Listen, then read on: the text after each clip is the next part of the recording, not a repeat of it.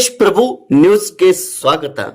ಸಂಕೇಶ್ವರ ಪಟ್ಟಣದಲ್ಲಿರುವ ಶ್ರೀ ರೇಣುಕಾದೇವಿ ಮಂದಿರದಲ್ಲಿ ಪ್ರತಿ ವರ್ಷದಂತೆ ಈ ವರ್ಷವೂ ಕೂಡ ಮಡ್ಡಿ ಓಣಿಯ ಶ್ರೀ ರೇಣುಕಾದೇವಿ ಜಾತ್ರೆ ಅಂಬಲಿ ಮಹೋತ್ಸವ ಕಾರ್ಯಕ್ರಮ ಮಂಗಳವಾರ ದಿನಾಂಕ 21 ಜನವರಿ 2025ರಂದು ಅತಿ ವಿಜೃಂಭಣೆಯಿಂದ ಭಕ್ತಿಯಿಂದ ಸಕಲ ವಾದ್ಯ ವೃಂದದೊಂದಿಗೆ ಪೂಜಾ ವಿಧಿವಿಧಾನದೊಂದಿಗೆ ಈ ಒಂದು ಕಾರ್ಯಕ್ರಮ ಜರುಗಿತ್ತು.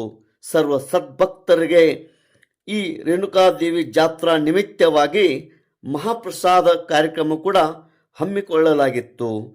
ಶ್ರೀ ರೇಣುಕಾದೇವಿ ಅಂಬಲಿ ಮತ್ತು ಅನ್ನ ಸಂತರ್ಪಣೆಯ ಕಾರ್ಯಕ್ರಮದಲ್ಲಿ ಸಾವಿರಾರು ಭಕ್ತಾದಿಗಳು ಆಗಮಿಸಿ ದೇವಿಯ ದರ್ಶನ ಪಡೆದು ಮಹಾಪ್ರಸಾದವನ್ನು ಸ್ವೀಕರಿಸಿ ಪುನೀತರಾದರು.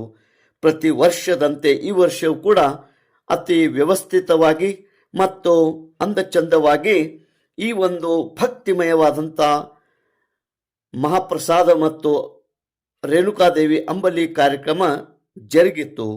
ಈ ಕಾರ್ಯಕ್ರಮದ ಶ್ರೀ ರೇಣುಕಾದೇವಿ ಯಾತ್ರಾ ಕಮಿಟಿ ಮಡ್ಡಿ ಓಣಿ ಸಂಕೇಶ್ವರ್, ಸರ್ವ ಸದ್ಭಕ್ತರು, ಸಂಕೇಶ್ವರದ ನಾಗರಿಕರು ಹಾಗೂ ಮಹಿಳಾ ಭಕ್ತರು ಶ್ರೀ ದೇವಿಯ ಆಶೀರ್ವಾದ ಪಡೆದು ಪುನೀತರಾದರು. ಈ ಒಂದು ವ್ಯವಸ್ಥಿತವಾದಂಥ ಎಲ್ಲ ವ್ಯವಸ್ಥೆಯನ್ನು ಶ್ರೀ ರೇಣುಕಾದೇವಿ ಯಾತ್ರಾ ಕಮಿಟಿ ಮಡ್ಡಿ ಓಣಿ ಸಂಕೇಶ್ವರ್ ಇವರು ವ್ಯವಸ್ಥೆಯನ್ನು ಅತಿ ಅಂದಚಂದವಾಗಿ ಮಾಡಿದ್ದರು. ದೇಶ್ ಪ್ರಭು ನ್ಯೂಸ್ ಸಂಕೇಶ್ವರ್.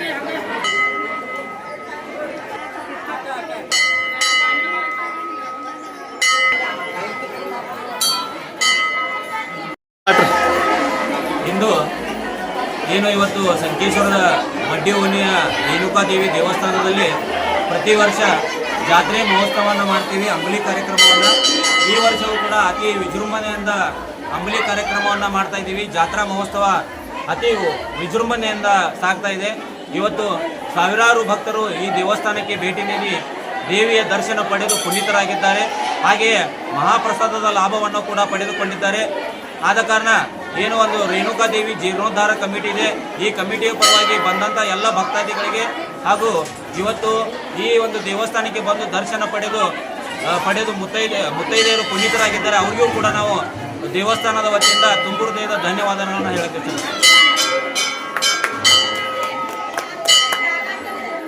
ನಗರದ ರೇಣುಕಾ ಯಲ್ಲಮ್ಮ 125 ವರ್ಷ ಇತಿಹಾಸವುಳ್ಳ ದೇವಸ್ಥಾನ ಇವತ್ತು ಅಂಬಲಿ ಕಾರ್ಯಕ್ರಮ ಇರುವುದರಿಂದ ಭಕ್ತರು ಪ್ರಸಾದ ತಗೊಂಡು ಸ್ವೀಕರಿಸಿ ಪುನೀತರಾಗಬೇಕೆಂದು ವಿನಂತಿ ತೋರಿಸುತ್ತಾರೆ.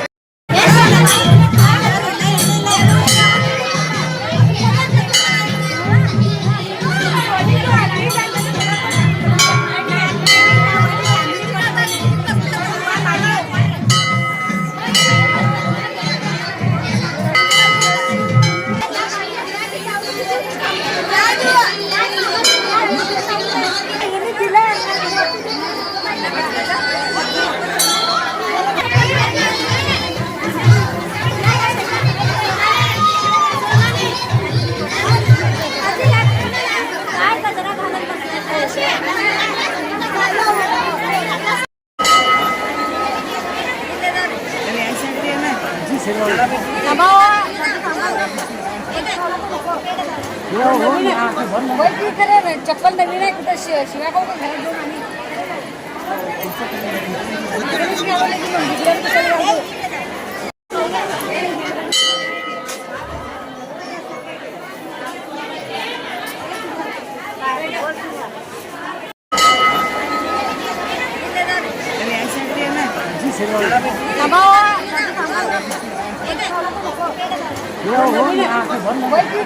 चप्पल नवीन आहे कुठं शिव्या खाऊ का घरात जाऊन आणि